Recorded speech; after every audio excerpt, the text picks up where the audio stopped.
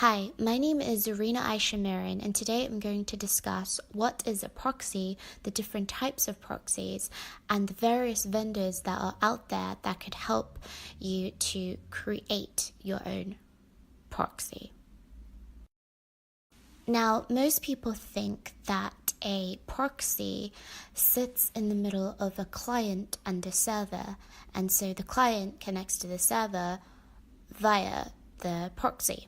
Now, that's not at all wrong. However, it does a lot more than that. And that's why I think it's so important to understand the different flows in which a proxy could take, because this could help you when you're designing as well as clarifying to whoever it is the architecture in which you propose. Now, I have seen cases whereby a proxy had unfortunately been implemented wrong at the start of a project, and 10 years down the line, they've done so much in terms of implementation that it was just difficult, and so they limited themselves when it came to implementing their stack further because of this limitation in which they created at the start of the project.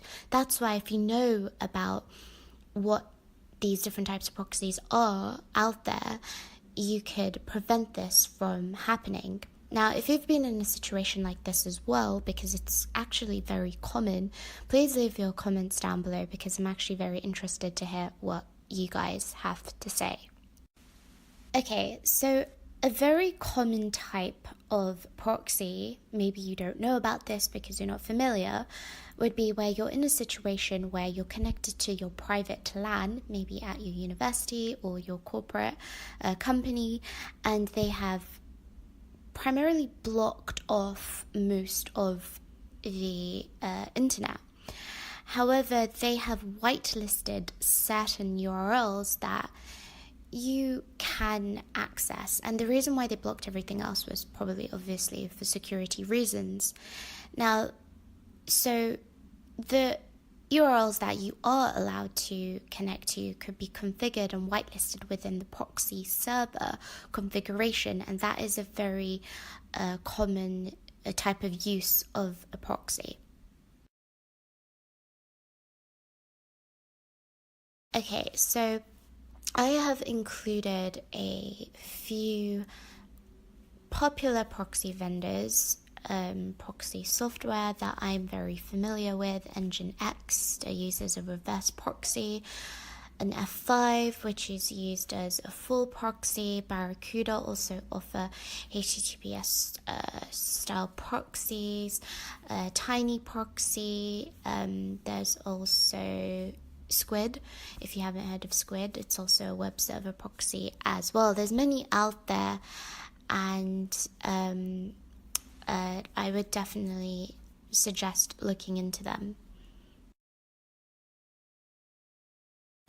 So now I will cover very briefly the different types of proxies. There's the forward proxy, which is very common. The reverse proxy, still common. The half proxy, the full proxy, which treats the server and the client connection separately, and then the good old-fashioned packet-based proxy, which is very old-fashioned but is still good to know how and when to use it.